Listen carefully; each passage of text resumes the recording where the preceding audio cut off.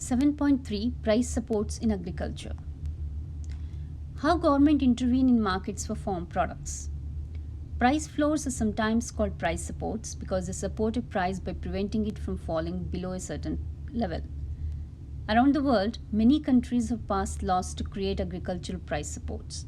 Farm prices and thus farm incomes fluctuate, sometimes widely. Even if, on average, farm incomes are adequate, some years they can be quite low. The purpose of price supports is to prevent these swings. The most common way price supports work is that the government enters the market and buys up the product, adding to demand to keep prices higher than they otherwise would be. Agricultural policy reform passed in 2013, the European Union roughly spends 38% of the EU budget on price supports for Europe's farmers from 2014 to 2020. Almost all advanced economies, including US, spends billions of dollars each year on farm support. The method that government use to support farms vary, but they almost always involve three elements.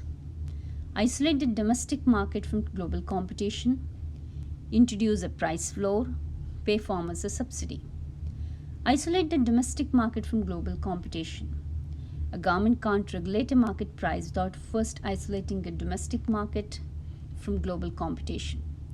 If the cost of production in the rest of the world is lower than that in the domestic economy, and if foreign producers are free to sell in the domestic market, the forces of demand and supply drive the prices down and swamp any efforts by the government to influence the price.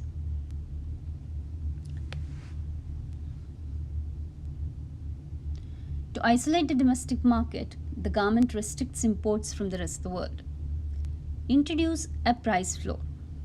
A price floor in an agricultural market is called a price support because the floor is maintained by the government, guaranteed to buy any surplus output at that price. A price support in an agricultural market also generates a surplus. At the surplus price, the quantity supplied exceeds quantity demanded. What happens to the surplus makes the effects of a support price or price support different from those of a minimum wage. The government buys the surplus.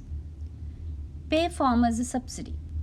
A subsidy is a payment by the government to a producer to cover part of the cost of production. When the government buys the surplus produced by farmers, it provides them with a subsidy. Without the subsidy, farmers could not cover their costs because they would not be able to sell the surplus. Price support, an illustration. To see the effects of a price support, we will look at the market for sugar beets. The figure shows the market. This market is isolated from the rest of the world influences. The demand curve D tells us the quantities demanded at each price in the domestic economy only. And the supply curve S tells us the quantity supplied at each price with domestic farmers. Free market reference point. With no price support, the equilibrium price is $25 a ton and the equilibrium quantity is 25 million a ton a year. The market is efficient only if the price in the rest of the world is also $25 a ton. If the price in the rest of the world is less than $25 a ton, it is efficient for the domestic farmers to produce less and for some sugar beets to be imported at the lower price available in the rest of the world. But if the price in the rest of the world exceeds $25 a ton, it is efficient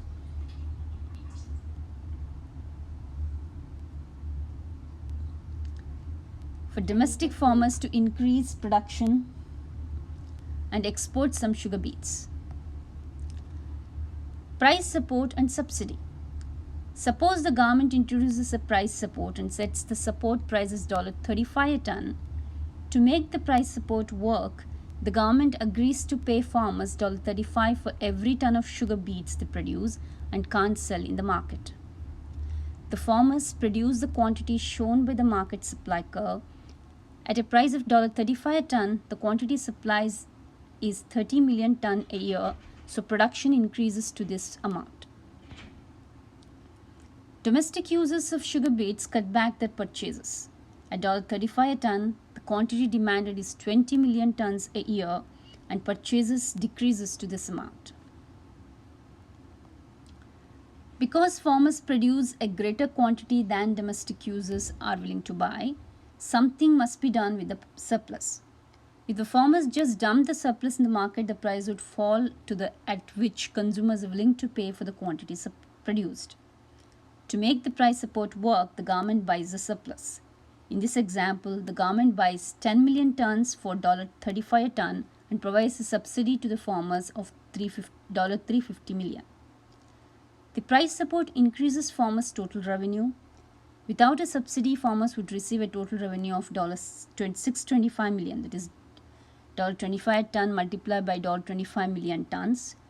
With a subsidy, they receive a total revenue of $1,050 million, that is $35 a ton multiplied by $30 million tons. The price support is inefficient because it creates a deadweight loss. Farmers gain, but consumers, who are also the taxpayers who end up paying the subsidy, lose. The intention is to boost and stabilize farm incomes, but with price floors, consumers pay more for food than they would otherwise, and government spends heavily to finance the program. And consumers' losses exceeds the farmers' gain by the amount of the deadweight loss. The effects on the rest of the world. The rest of the world receives a double whammy or twofold blow from price supports.